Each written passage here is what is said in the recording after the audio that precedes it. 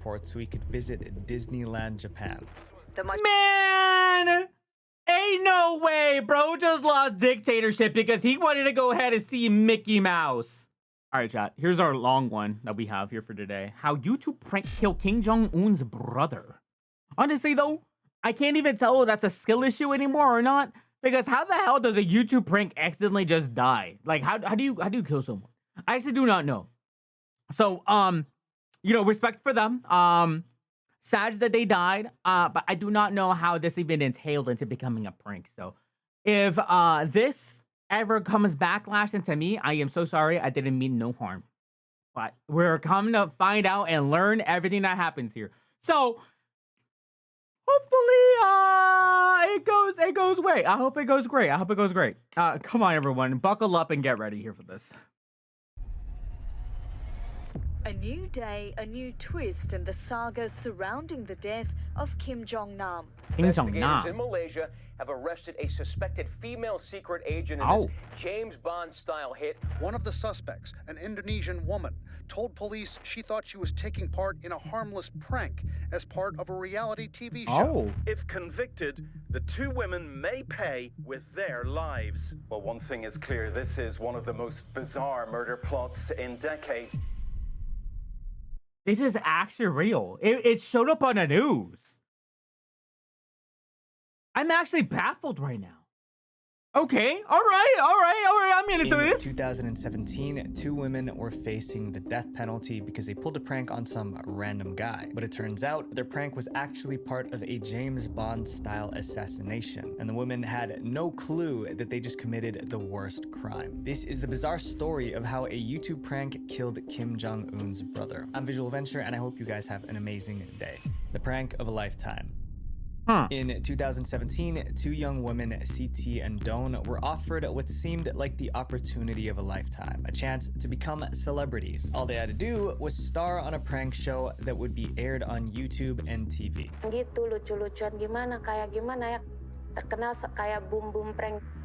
Okay, so I understand that this is supposed to be like a reality prank TV show, but how in the hell does a random YouTuber somehow magically get in touch with Kim Jong Un's brother? And somehow magically ends up in the worst way possible where bro just ultimately just dies in the end.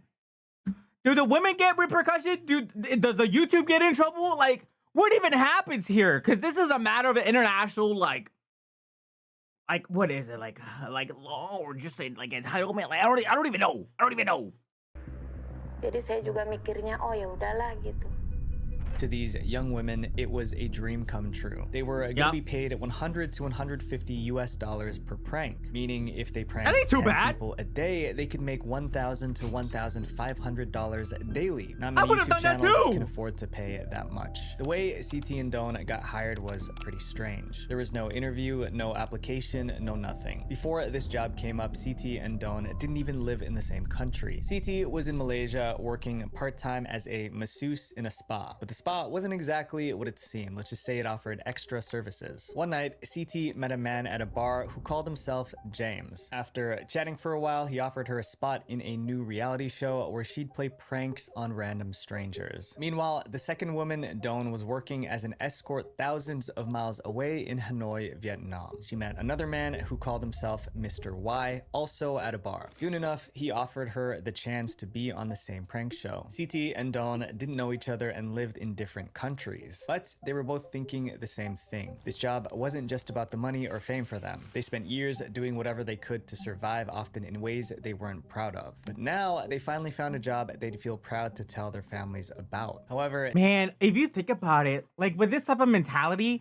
of them just wanting to just live day by day and them traveling across the world just to make a living wage and payment, especially in American dollars with these third world countries, I would have probably thought the exact same way too, to be honest.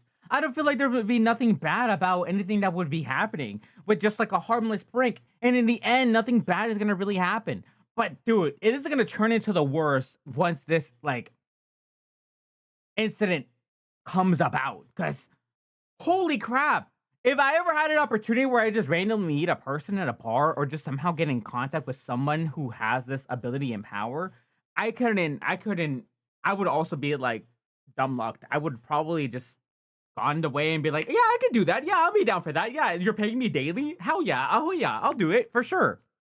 This dream job was about to become a nightmare because James and Mr. Y weren't talent scouts or content creators. They were actually hitmen from North Korea. As you know, North Korea is one of the most oppressive countries in the world, run by a ruthless dictator, Kim Jong Un. He rules with an iron fist, jailing citizens over things as simple as wearing jeans, watching foreign TV shows, you can't wear jeans the there? wrong hairstyle. Sometimes he even sends assassins to other countries to hunt down and eliminate people he considers enemies. And these North Korean spies, James and Mr. Y, were on a mission to carry out their next hit on behalf of the dictator. But they needed to make sure that this particular hit couldn't be traced back to North Korea. So they came up with a plan. They trick everyone else into doing the dirty work for them.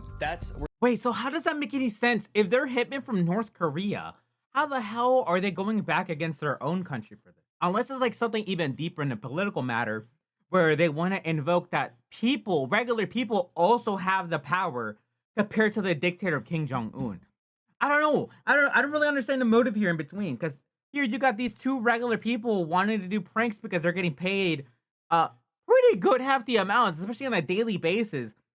And then now you got like this other end in this political matter where they're trying to end and find people and assassinate, which is absolutely crazy. CT and Don came in. They were young, naive, and struggling to make a better life. I would have been naive too. In other words, they were perfect victims. James and Mr. Y made an offer too tempting to pass up, offering the women fame, fortune, and a chance to escape their tough lives. The spies promised to fly CT and Don around the world, pulling pranks in famous cities like Macau and America. But there was one catch. They needed to pull one big prank at an airport. That prank was special, and if it went well, it would make them stars. To prepare, CT and Don had to practice the pranks to make sure they'd be perfect for the big day. From January 5th to January 9th, 2017, James made CT practice in malls and hotels around Kuala Lumpur. She'd walk up to random men, ask them to close their eyes, and then spray them with water. Then she'd laugh, apologize, and run away while James filmed it all. Next, James flew CT to Cambodia for more training. That's where she met Mr. Chang, the main producer for the YouTube channel. Mr. Chang took over her training and things got serious. CT went through several practice runs and they were really impressed with her skills. They even raised her pay to $200 per prank, which was way more than she earned as an escort. Meanwhile, back in Vietnam, Don was also getting her own training. Mr. Y would point out people in the crowd for Don to prank. She'd sneak up behind them, rub a harmless substance on their face, and then run off laughing. The stuff she rubbed on her face was harmless. There was even security footage showing Don practicing her pranks in a Vietnamese airport. At this point, neither woman suspected a thing. They thought they were training for pranks, but actually they were rehearsing for an assassination. In February 2017, just days before their big prank at the Malaysian airport, CT and Don were buzzing with excitement. This was it, the prank that would launch their careers. Well, they were right about one thing. They were going to become famous, just not in the way they'd imagined.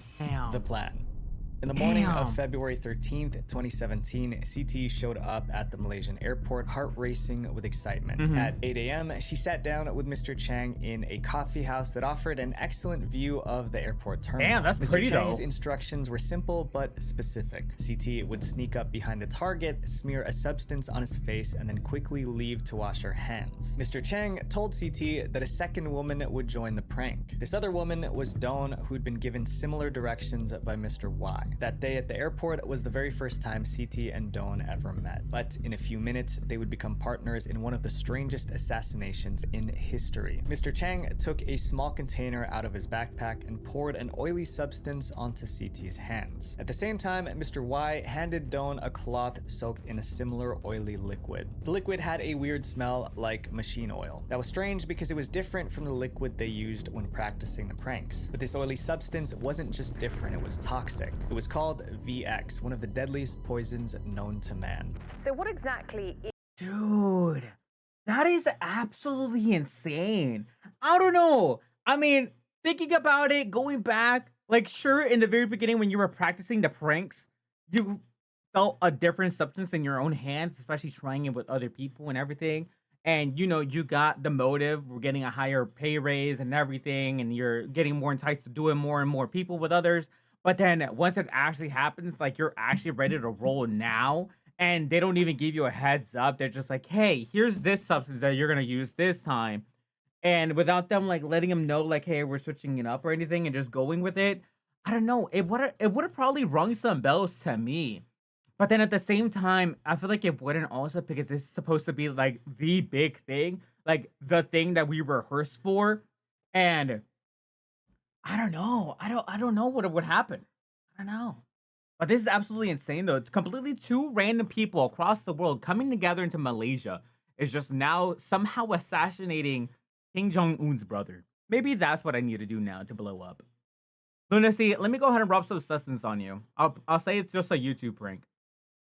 Is VX. It is the most powerful nerve agent ever created. VX is classified as a weapon of mass destruction and banned around the world. Just 30 micrograms, which is less than a grain of sugar, can be fatal. It attacks the nervous system, disrupting signals between nerves and muscles. At first, VX causes drowsiness, headaches, and nausea. Within minutes, those symptoms turn into full body paralysis and then death. If VX is so dangerous, why didn't it make CT and Don sick? Well, it's made up of two separate components. As long as the two parts are separate, they're harmless. But when those two parts are mixed together, they turn into a deadly Holy substance. crap! Since CT and Don that makes so much had sense. only one part of the substance on their hands, they were completely safe. But if everything went according to plan, both parts of the VX would be on their target's face in just a few minutes. As they sat there waiting to pull off the prank, they were buzzing with excitement. They had no clue that they were about to end someone's life. The North Korean spies chose Malaysia for a reason. It was one of the few countries where North Korea could enter without a visa. This relaxed travel policy, meant to boost tourism, gave the agents the freedom to move without raising suspicion. 4 North Korean agents arrived at the Kuala Lumpur International Airport to oversee the assassination. They blended into the crowd, posing as ordinary tourists and businessmen. As CT, Don, and Mr. Chang waited, their target arrived at the airport. Mr. Chang pointed him out. He was a middle-aged man in a gray blazer carrying a dark backpack and checking in under the name Kim Chol. As CT and Don watched their target stroll through the airport, they had no idea he was more than just an ordinary businessman. In reality, he was Kim Jong Un, the older brother of North Korea's dictator. But why would the dictator send hitmen to eliminate his own brother? Kim Jong Un's brother, Kim Jong Nam, was once set to be the next leader of North Korea. As the oldest son of the former dictator, Kim Jong Nam was raised like a prince. But when he turned 30, he did something that embarrassed his entire country. He was arrested trying to enter Japan with a fake passport so he could visit Disneyland Japan.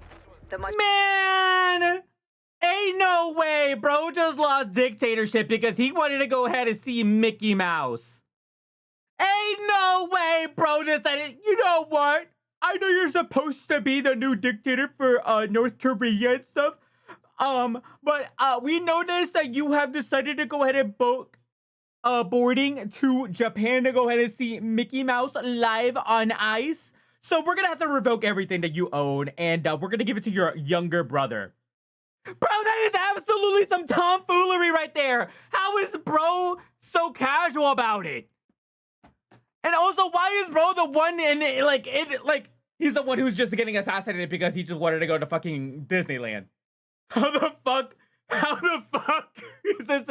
I don't even know anymore. What is this, some hypocrism? Oh my god. I'm pretty sure Kim Jong Un did the same thing twice. Dude, ain't no fucking way. Okay, reality though. Reality check. If Kim Jong Un actually went to fucking Japan to go to Disneyland twice, how the fuck is he still a dictator? And on top of that too, who else removed the brother from dictatorship? Who was dictator before him? His dad? I'm sorry, son. You like Mickey Mouse too much. I'm gonna have to remove your privileges. Bro, that is some crazy shit. Holy fuck. Publicized incident is said to have deeply embarrassed his father, cementing Kim Jong-il's negative view of his eldest son. Wow. The scandal cost Kim Jong Nam his spot as the heir. Instead, his younger brother Kim Jong Un was made next in line to rule the country. Because of this, Kim Jong Nam moved to Macau in China. But although he was far away, he lived in constant fear. Kim Jong Nam's worries began after his father passed and his younger brother Kim Jong Un took over as North Korea's supreme supreme leader. The two brothers did not get along, and Kim Jong Un often gave interviews criticizing his brother's harsh rule. Things escalated when rumors spread that Kim Jong Un was selling North Korean secrets to the CIA. That's when the dictator Kim Jong Un decided to silence his older brother for good. This brings... Holy crap. Holy crap. Everything is just now starting to get together. It's like all the pieces of the puzzle just starting to blend. How the hell do you get such a bad relationship with your own flesh and blood? Hey, bro, I know you went to Disneyland and you wanted to go, but I went there twice, so I'm gonna have to kill you because you didn't go to Disneyland. And then just because of that, you were selling all my secrets, I'm gonna have to kill you again. Bro, that is insane. This back to February 13th, 2017, when Kim Jong Un arrived at Kuala Lumpur. At an airport, he felt safe. He had no idea that he was walking right into a trap, the assassination. As Kim Jong Un entered the airport's departure hall, everything seemed normal. People hurried by, dragging their luggage and checking flight boards. Kim blended right in. A few feet away, CT and Don were making their way toward him with VX poison on their hands. As Kim got closer to the check-in area, they sprang into action. CT rushed to Kim from behind. She covered his eyes as if playing peekaboo and then wiped her hands over his mouth, leaving an oily smear. Before he could react, Don was right there too. She lunged forward and rubbed a cloth across his face.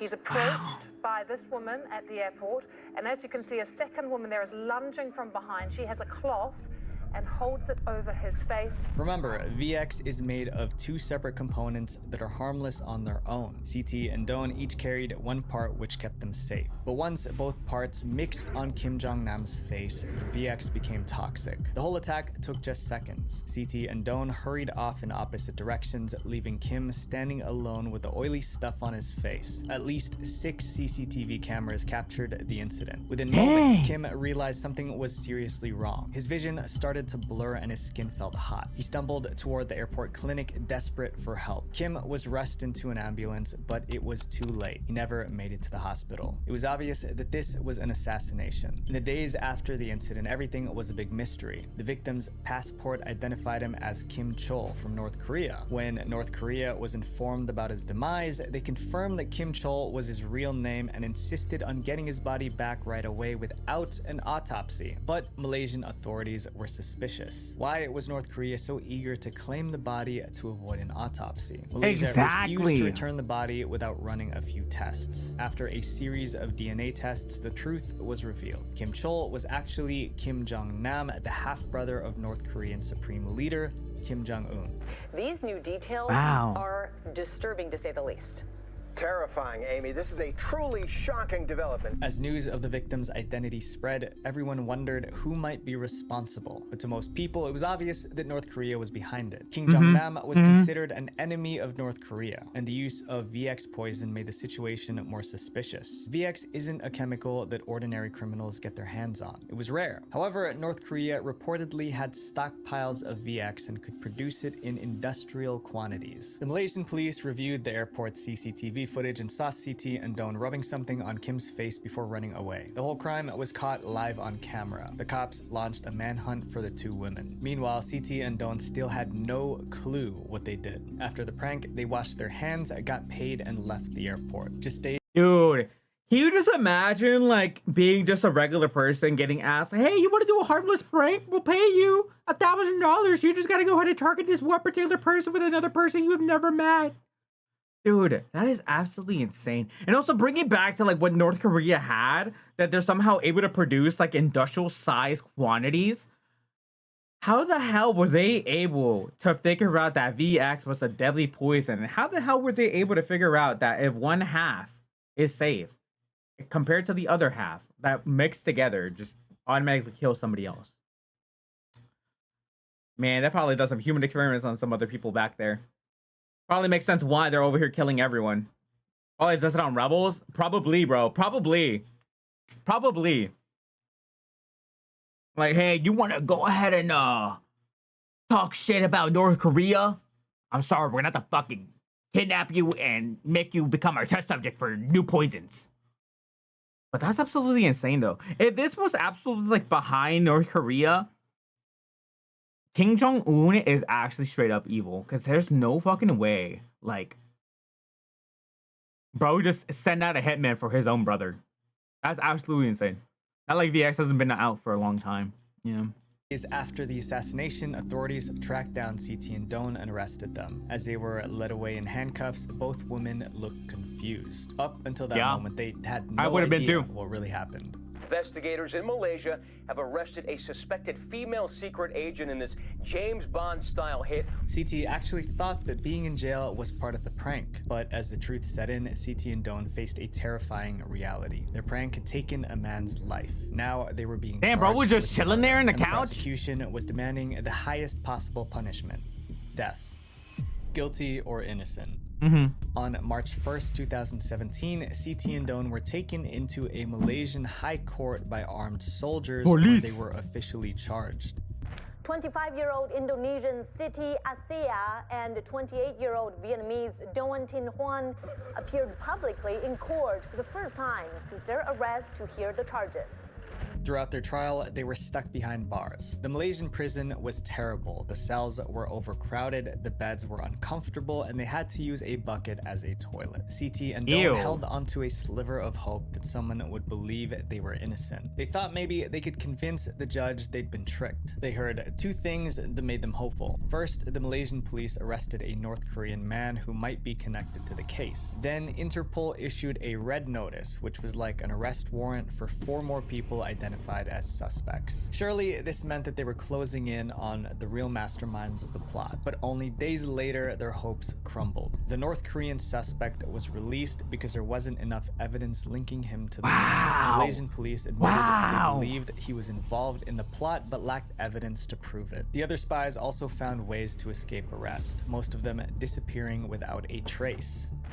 All 4 are suspected intelligence agents with code names like Mr. Y and Grandpa, but none has been arrested.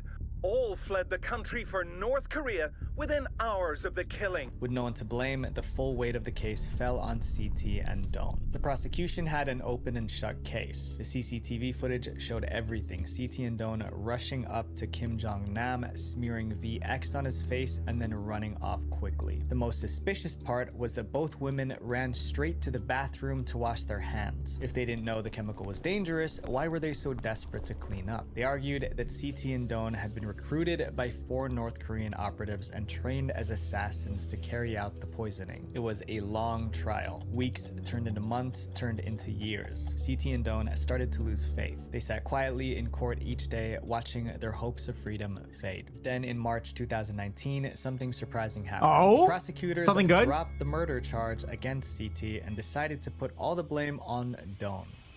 The plot twist. No way!